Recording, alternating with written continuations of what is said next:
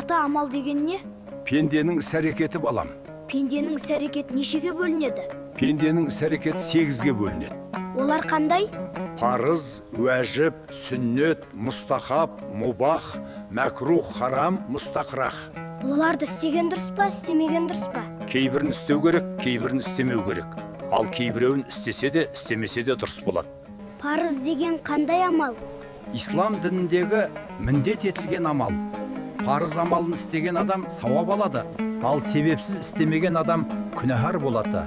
Әрбір парыз амалдың парыздығына сенбеген, яғни мойындамаған адам кәпір болады, яғни имансыз болып есептеледі. Парыз амалдарына қандай амалдар жатады? Ислам дінінің хақтығына, яғни шынайылығына сену, әр күні 5 уақыт намаз оқу, Рамазан айында ораза тұту, зекет беру, қажылыққа бару сияқты амалдар жатады балам.